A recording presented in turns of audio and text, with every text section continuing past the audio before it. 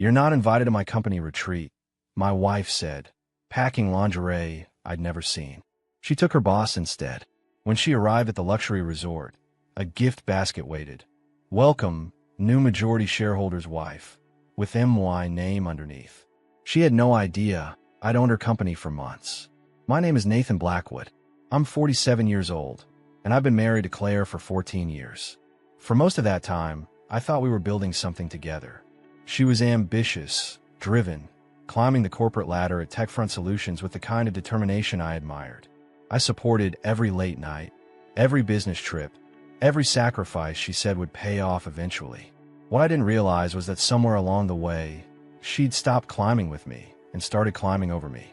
The retreat was scheduled for that weekend, Thursday through Sunday, at some luxury resort in the Rockies, the kind of place that charges by the view. Claire packed Wednesday night, methodical and efficient. I watched from the doorway as she folded clothes I didn't recognize, elegant pieces that had never made an appearance at home. New wardrobe. I asked. "Professional investment," she replied without missing a beat. First impressions matter. She wasn't packing for me anymore. She was packing for him, for Victor Rhodes, the silver-haired CEO with the corner office and the reputation for blurring professional lines. I'd met him twice at company functions. Both times, his hand had lingered too long on Claire's lower back, his laugh too quick at her rehearsed jokes. Thursday morning, she kissed my cheek on her way out, the gesture so automatic it barely registered as contact. "Don't wait up," she said, already halfway to the door. I didn't. Instead, I opened the safe in my office, the one Claire had forgotten existed, and pulled out a leather folder. Inside were documents I'd been preparing for 6 months, ever since the night I'd overheard her phone call in the garage, the one where she'd laughed and said, "He doesn't suspect a thing." She was right about one thing. The retreat wasn't my scene, but the shareholders' meeting scheduled for Monday morning. That was exactly where I needed to be. The first time I knew something was truly wrong wasn't the late nights or the changed passwords. It was silence. Claire used to talk about everything, dissecting every office interaction like it was a chess match worth analyzing. I'd joke that she could turn a water cooler conversation into a 3-act drama. But 6 months ago, that stopped. The stories became summaries, polished and vague, like quarterly reports stripped of anything human. She'd mention meetings, but not the people. Projects, but not the problems. It was like watching someone slowly erase themselves from our shared life. The shift started right when Victor Rhodes took over as CEO. Charismatic, ruthless, the kind of man who wore power like cologne. I'd seen his type before, executives who confused authority with permission. Claire started coming home later, her explanations growing more elaborate even as they said less. "Victor wants me to lead the digital transformation initiative," she'd said one night, pouring wine I hadn't seen her buy. "It's a huge opportunity." "That's great," I'd replied, meaning it then. "What does it involve?" "Strategy sessions, stakeholder alignment, change management." The corporate jargon flowed easily, a wall of professional language designed to sound impressive while revealing nothing. Lots of late nights ahead. She wasn't wrong about that part. I started noticing the small things first. New perfume, expensive, nothing like what she usually wore. Restaurant charges on our credit card for places we'd never been together. Instagram photos from Victor's account, Claire in the background of team celebrations I'd never heard about. Then came the phone. She'd always been casual about it, leaving on the counter while she showered, answering calls on speaker while cooking. Suddenly, it was password protected, always face down, always within reach. When I asked about it, she'd smile that patient smile. "Company security policy, Nathan. We handle sensitive information. IT requires everyone to update their protocols." Plausible. Professional. Complete lie. The real confirmation came 3 months ago. I'd gotten home early from a consulting job that wrapped up ahead of schedule. Her car was in the garage, but the house felt empty, that particular silence that meant no one was expecting you. I'd walked upstairs to change and heard her voice from our bedroom, low and careful. "No, he's at a client site until 6, she was saying. "We have time." I'd frozen in the hallway, my hand on the doorframe. "I know it's risky," she continued, laughing softly. "But that's part of the appeal, isn't it? The thrill of getting away with something."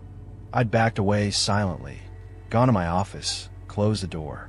Sat there for 20 minutes trying to convince myself I'd misunderstood. But I hadn't. I knew exactly what I'd heard. That night, I started building my case. Not emotionally, not with confrontations or accusations. Methodically, the way you'd approach any serious problem. I contacted a lawyer, a sharp woman named Patricia Cho who specialized in asset protection. Started reviewing our financial documents, the ones Claire had stopped asking about years ago. Traced the paper trail of trusts and holdings she'd signed off on without reading, assuming I was just being thorough. "You've been planning this a while," Patricia had said during our second meeting, impressed despite herself. "Not planning," I'd corrected. "Preparing. There's a difference." Now, with Claire at her mountain retreat with Victor, I sat in my office reviewing the final documents. The company she thought Victor controlled, I'd quietly purchased 62% of the shares over the past 4 months through a series of shell companies and private transactions. The board she thought supported her, I'd been meeting with them individually for weeks, laying groundwork, building consensus. Claire thought she was climbing the ladder. She didn't realize I'd been repositioning it the entire time. 3 years ago, when things were still good between us, Claire had introduced me to her best friend Rachel Simmons. They'd been close since college, the kind of friendship built on shared secrets and late-night conversations. Rachel was sharp, funny, brutally honest in a way Claire used to be before corporate polish smoothed out her edges. "If you ever need anything," Rachel had told me at her Christmas party that year, "and I mean anything, you call me." Claire's like a sister, but so are you now. I'd appreciated the sentiment then. I need it more than I knew. 2 months ago, after I confirmed my suspicions about Claire and Victor, I'd met Rachel for coffee. Not at our usual spots, but at a quiet place across town where no one would recognize us. "I need to ask you something difficult," I'd started, watching her face carefully. "And I need you to be honest with me." Rachel had set down her cup, her expression shifting from casual to concerned. "Nathan, what's going on? Has Claire said anything to you about Victor Rhodes?" The pause was all the confirmation I needed, but Rachel's response was careful. "She's mentioned working closely with him." "Why?" "Because I think there's more to it than work." I pulled out my phone, showed her the credit card statements, the hotel charges, the pattern of lies. "And I think you already know." Rachel had closed her eyes, exhaled slowly. When she opened them again, there were tears forming. I told her to stop. I told her she was throwing away something real for something that would destroy her. She wouldn't listen. "How long have you known?" "For months." Her voice was barely a whisper. "Nathan, I'm so sorry. I wanted to tell you, but she's my best friend, and I kept hoping she'd come to her senses." I'd reached across the table, taken her hand. "I'm not angry with you, Rachel, but I need your help with something. Something that might be uncomfortable." That's when I'd explained my plan. Claire had suggested to test herself. Months ago, back when she was still playing the role of concerned wife. She'd accused me of being distant, emotionally unavailable, claimed I wasn't invested in our marriage anymore. In one of our arguments, she'd actually said, "I bet you wouldn't even care if another woman showed interest in you." So I decided to find out if she cared. Rachel had agreed, reluctantly at first.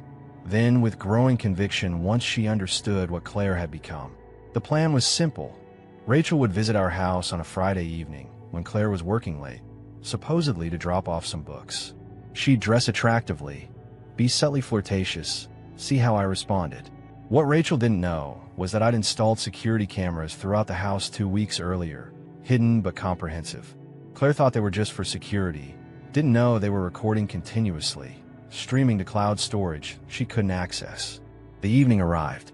Rachel showed up at 7, wearing a dress that was elegant but suggestive, her makeup done carefully.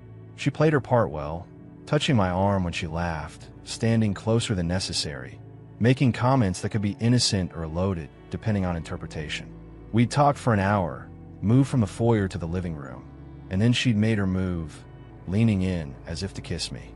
I'd stepped back, gently but firmly. "Rachel, stop," I'd said clearly, making sure my words were captured by the camera. "I appreciate what you're trying to do, but I love my wife.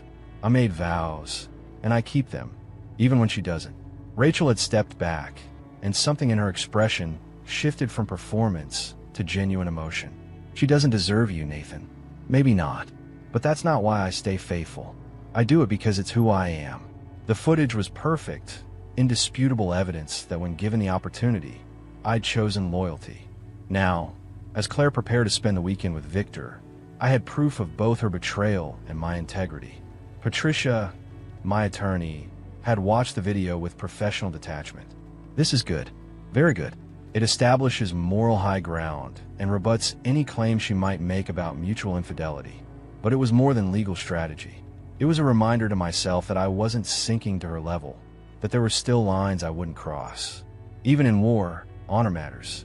Claire stepped out of the car at the Rocky Ridge Resort with the confidence of someone who believed the universe arranged itself for her convenience. The mountain air was crisp, the scenery magazine perfect, the kind of place where powerful people made powerful decisions. The driver held her door open, smiling professionally. "Courtesy of Mr. Blackwood, ma'am." She barely registered it, already assuming it was Victor's doing, another one of his gestures of favoritism. That's how their relationship worked now, she thought. She made herself indispensable, and he rewarded her with access, with opportunities, with attention that felt like love, but was really just mutual exploitation. She didn't even question which Blackwood the driver meant. The resort was stunning, all timber and glass and stone, the kind of architecture that costs more than most people's houses. Claire walked through the lobby with purpose, heels clicking against marble, drawing eyes the way she'd learned to do. Power was partly competence and partly performance, and she mastered both. The concierge directed her to the executive floor, where the premium suites overlooked the valley. She'd expected Victor to meet her there, maybe already with champagne poured, that predatory smile he wore when he thought he'd won something. But the suite was empty when she entered. Quiet, luxurious, perfect, and completely wrong. Rose petals were scattered across the king bed in a pattern that spelled something she couldn't quite make out. A bottle of wine was breathing on the bar. Expensive, the kind with a label that required pronunciation guides. On the coffee table sat a wooden box, elegant and heavy, with an engraved gold plate on the lid. She picked it up, read the inscription, "To the wife of our new majority shareholder." Claire laughed, a short, confused sound. Some kind of mistake, obviously. She opened the box. Inside was a single cream card, heavy stock, with familiar handwriting. Her husband's handwriting. "Enjoy the view, Nathan." Her smile vanished. She turned slowly toward the floor-to-ceiling windows. The mountain range stretched out beyond the glass, breathtaking and vast. She wasn't breathing at all. The television mounted on the wall flickered to life automatically, synced to the room's keycard entry. The resort's welcome screen displayed an elegant script. "Welcome, Mr. and Mrs. Blackwood. Executive Penthouse Suite." She stared at the screen, waiting for it to correct itself, to show Victor's name, to make sense. It didn't change. Her phone was in her hand before she decided to move, dialing the front desk with shaking fingers. "Front desk. How may I assist you, Mrs. Blackwood?" "There's been a mistake," Claire said, her voice tight. "This suite, the reservation, it's wrong." "I'm sorry, ma'am." The concierge sounded genuinely confused. Mr. Blackwood finalized all arrangements personally. The executive suite was booked 3 weeks ago under his account, with your name listed as his spouse and partner. "Which Mr. Blackwood?" she demanded. "Nathan Blackwood, ma'am. He specified that every detail should be perfect for your arrival." She ended the call, her hand trembling. The room felt smaller suddenly, the luxury oppressive. She walked to the closet, found her luggage already unpacked, her clothes hanging precisely. But there was something else there too, something that didn't belong. A framed photograph. Her and Nathan, from their 5th anniversary dinner. Her hand on his chest, both of them smiling, back when smiles between them were still real. She'd removed this photo from her office 6 months ago. It didn't fit the narrative she was building. Now it was here, in this room, staring at her like an accusation. A knock on the door made her jump. She opened it to find Victor, grinning, holding champagne like a trophy. Behind him, a bellhop waited with a cart. "Ready to make this weekend count?" Victor asked, stepping forward. He stopped when he saw her face, then looked past her into the suite. The rose petals, the wine, the welcome message still glowing on the TV screen. "What the hell is this?" Victor's voice had lost its confidence. The bellhop cleared his throat politely. "Excuse me, ma'am. Shall I move your belongings to Mr. Blackwood's suite now?" He requested that you be more comfortable with your things nearby. Victor's head snapped toward the bellhop. What suite? The executive penthouse, sir. Mr. Blackwood reserved it 3 weeks ago as the primary shareholder. The bellhop's smile was professional, practiced, like he'd delivered this line before. He owns 62% of TechFront Solutions as of Monday. Didn't you know? The champagne bottle in Victor's hand suddenly looked very heavy. Monday morning arrived with the kind of clarity that follows storms. I'd spent the weekend reviewing documents, confirming votes, making sure every piece was positioned exactly where it needed to be. Patricia had called twice to verify details, her professional excitement barely contained. This is airtight, Nathan, she'd said. I've never seen preparation like this. The TechFront Solutions boardroom was on the 15th floor, all glass and steel, and the carefully curated appearance of innovation. I arrived 30 minutes early, wearing the charcoal suit Claire had once called boring but professional. Boring worked fine for what I needed today. 5 of the 7 board members were already there when I entered. Gregory Mills, the CFO, stood to shake my hand. Nathan, good to finally meet you properly. Gregory, I replied. Thanks for taking the time to review the materials I sent. Materials. He laughed, not unkindly. You sent us a roadmap. 3 of us stayed up until midnight going through your analysis. The others filtered in. Patricia Vance from legal. Thomas Riggs, who'd been with the company since its founding. Diane Foster, representing the venture capital firm that had invested early. Kenneth Park, the independent director. And finally, Victor Rhodes, looking like a man who'd already lost but hadn't accepted it yet. Claire wasn't there. I'd specifically requested through channels that her presence wasn't required for this particular meeting. Let her wonder. Let her wait.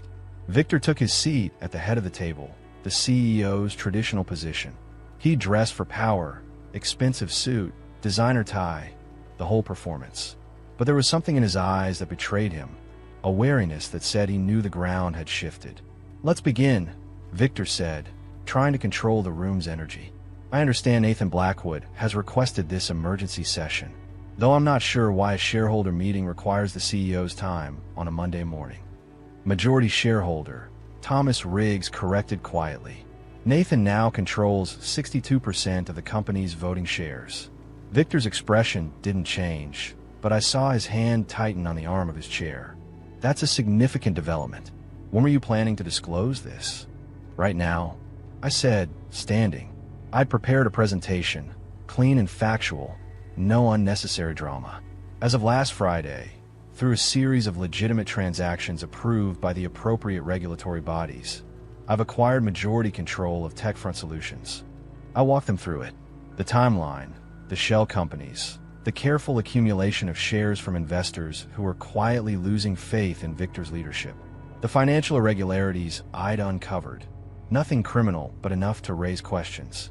The HR complaints that have been buried, including 3 separate incidents involving Victor and female employees. Claire wasn't mentioned specifically. Not yet, but everyone in that room knew. Diane Foster spoke first. Nathan, what are your intentions here? Are you looking to liquidate? Restructure? Neither. I'm looking to stabilize. I pulled up the next slide, showing profit trends, innovation metrics, employee satisfaction scores, all declining over the past 8 months. Since Victor became CEO, this company has lost focus. I intend to restore it. By removing me, Victor said flatly. By installing leadership that prioritizes the company over personal interests. I corrected. Your employment contract includes a morality clause. I have documentation of violations that would justify immediate termination. Patricia Vance leaned forward. What kind of documentation? I've been waiting for this question. I distributed folders, 1 to each board member except Victor. Inside were printed emails, hotel receipts, expense reports that showed a pattern of inappropriate relationships with subordinates. Claire's name appeared throughout, but so did 2 other women's names, both of whom had left the company abruptly. This is a witch hunt, Victor said, but his voice lacked conviction. This is due diligence, Thomas Riggs replied, flipping through the documents. Nathan, you've been thorough. I learned from my wife, I said, meeting Victor's eyes. She taught me that details matter. Documentation matters. Building a case matters. The vote took 15 minutes. 6 in favor of removing Victor as CEO, 1 abstention from Kenneth Park, who said he needed more time to review. Victor himself didn't get a vote on his own termination. He'd stood slowly, straightened his tie. "This isn't over, Nathan." "Yes, it is," I'd replied. "Security will escort you out. Your access has been revoked as of this moment." After Victor left, the room had exhaled collectively. Then Gregory Mills had asked the question I'd been expecting. "What about Claire?" Claire's office was on the 12th floor, corner space with windows overlooking the city. She'd fought for that view, negotiated it as part of her last promotion. I'd celebrated with her, taken her to dinner, listened to her talk about what it meant to finally have a seat at the table. Now she was about to lose the chair. I'd asked Patricia to handle the official notification, but I wanted to be there when it happened. Not out of cruelty, but because some conversations required presence. Claire was at her desk when we arrived, typing furiously on her laptop. She looked up, saw me standing in her doorway, with Patricia Cho beside me, and something in her expression shifted from confusion to alarm. "Nathan, what are you doing here?" "We need to talk," I said, stepping inside. Patricia closed the door behind us. "If this is about the retreat, I can explain," Claire started, but I held up my hand. "No more explanations. No more stories that explain nothing." I pulled out a chair, sat down across from her desk like I was a client and she was pitching me services. "I'm here in my capacity as majority shareholder of this company. Patricia is here as legal counsel." The color drained from Claire's face. "Majority shareholder? What are you talking about?" Patricia opened her briefcase, pulled out documents. As of Friday evening, Nathan Blackwood acquired 62% of TechFront Solutions voting shares. This morning, the board voted to remove Victor Rhodes as CEO. "You're being placed on immediate administrative leave, pending investigation into violations of company policy." "Investigation?" Claire's voice rose. "For what?"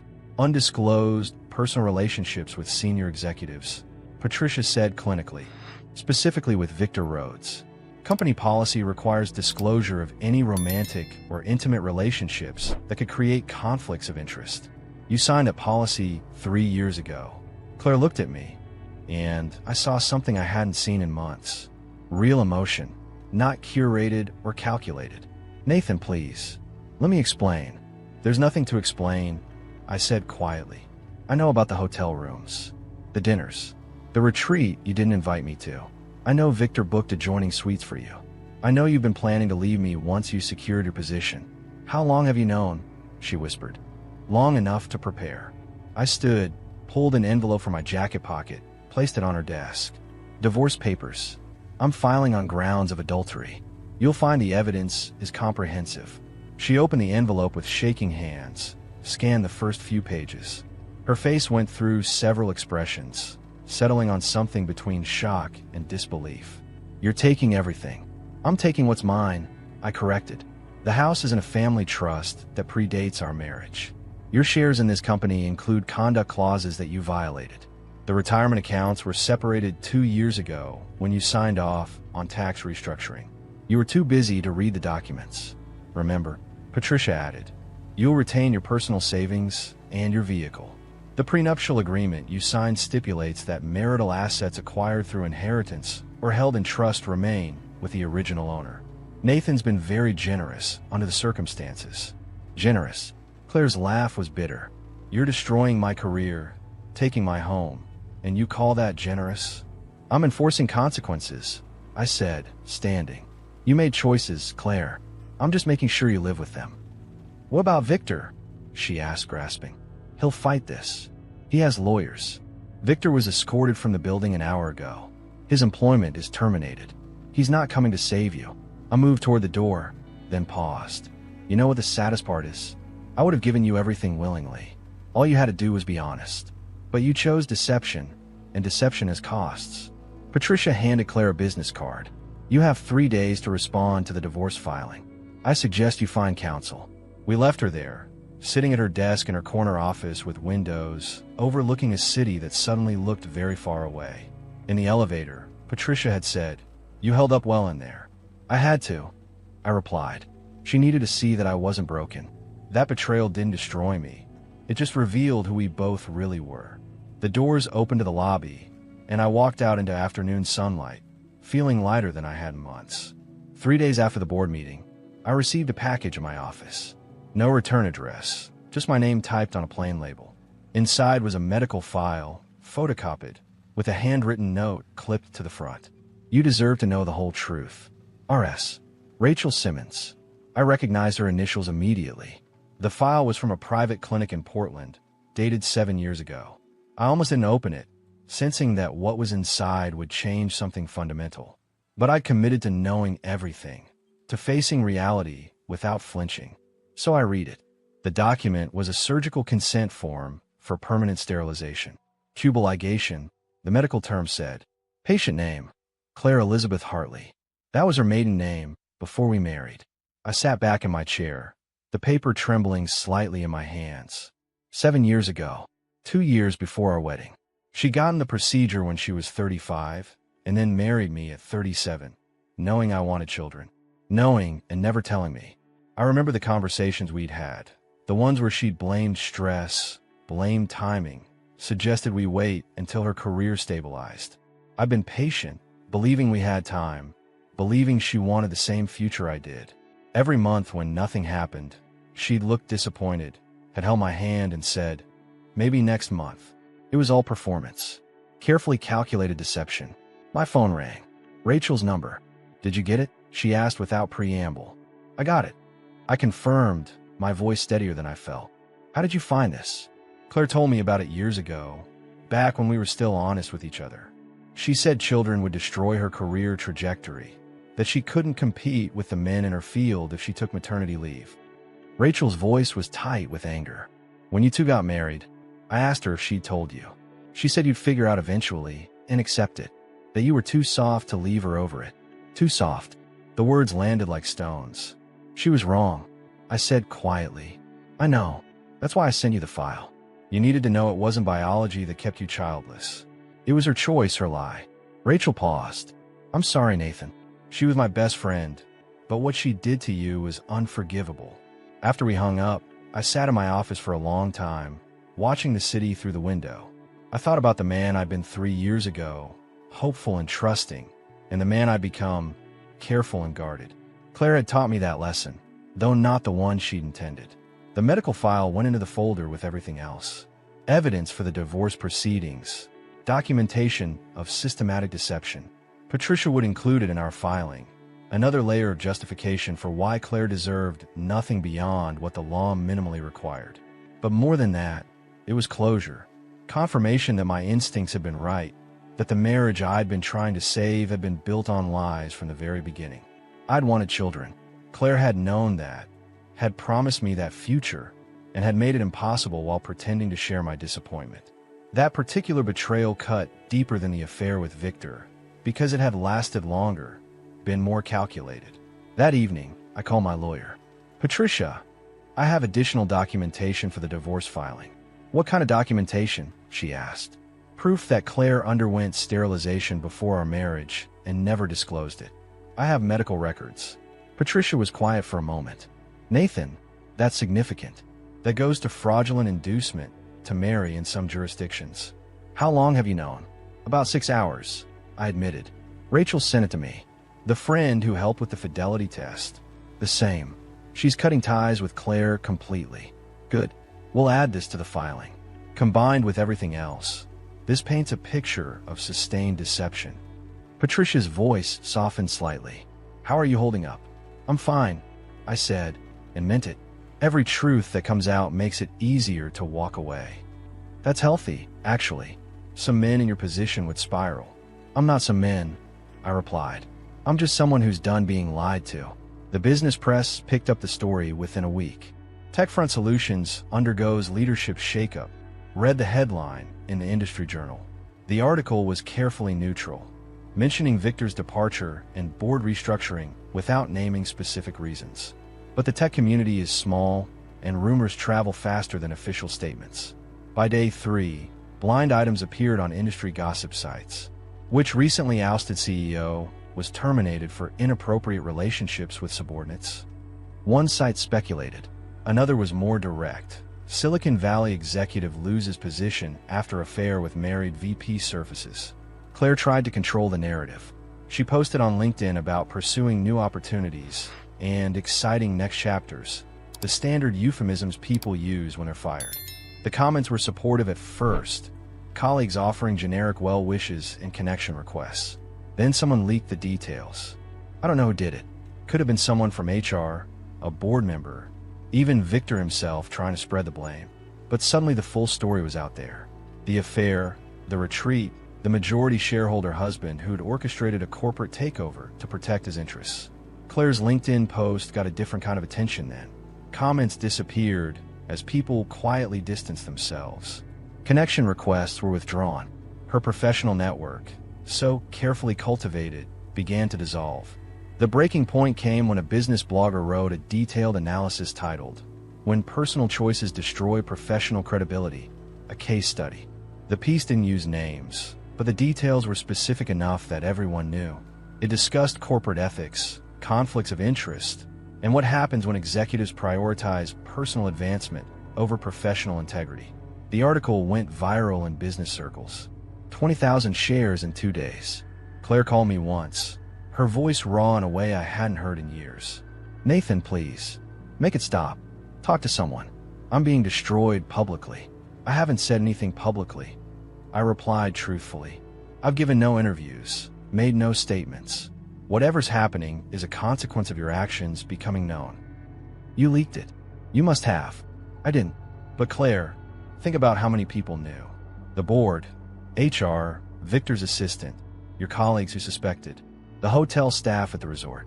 You created this situation in full view of dozens of witnesses. Did you really think it would stay quiet?" Her silence was answer enough. "This is what accountability looks like," I continued. "Not revenge, not cruelty. Just the natural result of choices you made being known by the people they affect." "I've lost everything," she whispered. "No, you've lost the things you took for granted. Your reputation, your position, your marriage. Those were built on trust and competence. When you destroyed one and compromised the other, this is what remained." She ended the call without responding. 2 days later, I received a message from a recruiter I knew casually. "Heard about your situation. If you're looking for consulting opportunities, several firms are interested in your expertise. Your reputation in the industry is solid." That was the difference between us, I realized. Claire's professional identity had been built on perception and politics. Mine was built on actual skill and integrity. When the foundation shook, hers collapsed while mine held firm. The following week, a young executive I'd mentored years ago reached out. Thomas Brennan, now VP at a competing firm. "Nathan, I heard what happened. I just wanted to say that a lot of us in the industry have tremendous respect for how you handled it. Professional, legal, dignified. That takes strength. Thank you, Thomas. That means more than you know. I also wanted to mention, we're looking for someone to lead our strategic initiatives division. I know you've got tech front to manage, but if you're interested in conversations down the line, the door's open." Opportunities were opening for me while closing for Claire. Not because I'd orchestrated it that way, but because the industry valued what I represented. Competence, ethics, follow through. The same traits Claire had dismissed as boring now became the foundation for my next chapter. Justice, I was learning, wasn't always loud or dramatic. Sometimes it was just the quiet accumulation of consequences, the natural result of truth becoming known. The divorce hearing was scheduled for a Thursday morning in late October. 18 weeks after I discovered the full extent of Claire's deception, we sat in a downtown courtroom that smelled of old wood and quiet desperation. Claire arrived with her attorney, a nervous young man named Brad Stevens who looked like he'd rather be anywhere else. He'd taken the case after 3 other lawyers had declined, once they'd seen the evidence Patricia had compiled. Patricia sat beside me, composed and ready. We'd prepared thoroughly, though we both knew the outcome was essentially predetermined. Claire had nothing to negotiate with, no leverage, no sympathetic facts. Judge Margaret Thornhill reviewed the documents for several minutes, her expression neutral but her attention sharp. Finally, she looked up. "Mr. Stevens, I've reviewed your client's petition for reconsideration of the settlement terms. On what grounds are you requesting modification?" Brad stood, straightening his tie. "Your Honor, Mrs. Blackwood contends that the division of assets is inequitable given the length of the marriage and her contributions to the household." Contributions. Judge Thornhill's eyebrow raised slightly.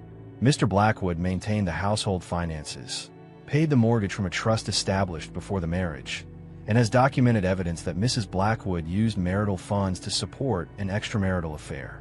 What contributions specifically are you referencing? Brad faltered. Emotional support, Your Honor. Partnership. Partnership that included documented infidelity, fraudulent misrepresentation regarding fertility, and violations of professional ethics that cost her employment.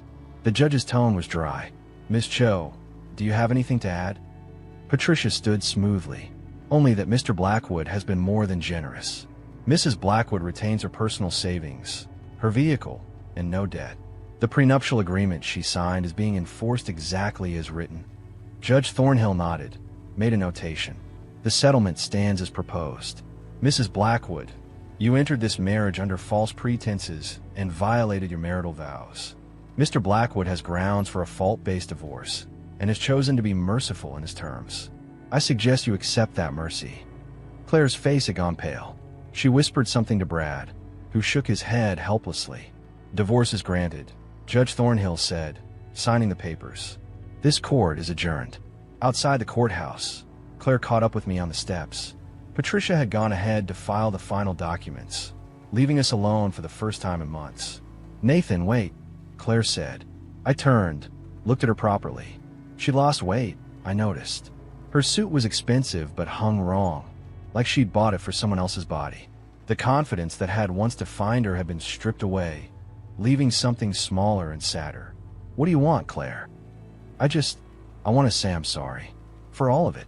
I know that doesn't change anything, but I need you to know I'm sorry. I studied her face, looking for manipulation, for calculation. All I saw was exhaustion. I believe you're sorry, I said quietly. Sorry it ended this way. Sorry you got caught. Sorry you lost everything. But I don't think you're sorry for what you did. Just for how it turned out. That's not fair, she whispered. Fair? I almost laughed. You lied about wanting children. You had an affair with your boss. You tried to gaslight me into thinking I was paranoid. And now you want to talk about fair? She looked away, tears forming. I loved you once. I did. Maybe. But you loved your ambition more. You loved the image of success more. And when I stopped fitting that image, you stopped seeing me as a person. I adjusted my coat, preparing to leave. Goodbye, Claire. I hope you figure out who you are without the titles and the performance. But that's not my problem anymore. I walked away without looking back. 14 months after the divorce was finalized, I stood in the conference room of Sterling and Associates, the consulting firm I joined as a partner. The view overlooked the waterfront, ships moving slowly through the harbor, carrying goods to places I'd never been. Thomas Brennan had made good on his offer. I'd spent a year helping them restructure their strategic initiatives, building systems that would outlast any single person's tenure. It was satisfying work, the kind that used everything I'd learned without requiring everything I had. Techfront Solutions had been sold to a larger firm for $180 million. My 62% stake had netted me more money than I'd ever imagined having. Enough to secure my future, invest in causes I believed in, and still have plenty left over. I donated $5 million to a foundation supporting children in foster care, kids who needed stability and someone to believe in them. Patricia had helped me set it up, making sure every dollar was tracked and used properly. You're building something good here, she'd said at the signing. That's how you know you've healed. When you can think beyond yourself. Rachel had called last week, told me Claire was working as a contract analyst for a small firm in Denver. Decent pay, no prestige, far from the spotlight she'd once craved. She asks about you sometimes, Rachel had said carefully. And you tell her what? That you're doing well. That you've moved forward. A pause. Have you? Moved forward? I'm getting there, I'd admitted. Some days are easier than others. The truth was complicated. I didn't miss Claire, didn't want her back, didn't spend nights replaying what could have been different. But I was wary now in ways I hadn't been before. Careful about trust, slower to believe in permanence. My phone buzzed with a message from Patricia. Lunch next week? There's someone I want you to meet. Friend from law school, brilliant, funny, recently divorced herself. No pressure, just thought you two might enjoy conversation. I smiled, typed back. Maybe, let me think about it. Maybe it was progress. A year ago, I would have said no immediately, would have built walls too high for anyone to scale. Now I was willing to consider possibilities, even if I wasn't ready to commit to them. I looked out at the harbor again, watched a ship navigate toward open water. That's what I was doing, I realized. Not racing toward something new, but carefully navigating away from what had tried to sink me. And that was enough for now. The man I'd been when Claire left for that retreat, the one who'd believed trust was automatic and marriage was permanent, he was gone. In his place was someone stronger, more careful, but not broken. I'd learned that you could survive betrayal without becoming bitter, that strategic thinking wasn't the opposite of emotion, but sometimes its best expression, and that the most powerful revenge was simply living well.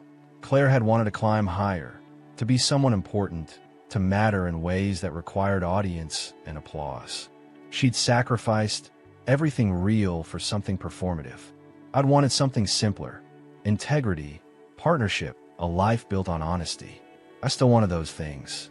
I just learned to be more careful about who I built them with. My phone buzzed again. Patricia, I'm taking your silence as a yes. Noon on Wednesday. You like her, Nathan. She's real. I looked at the message for a long moment, then typed, Wednesday works. Send me the details. And for the first time in 14 months, I felt something like hope.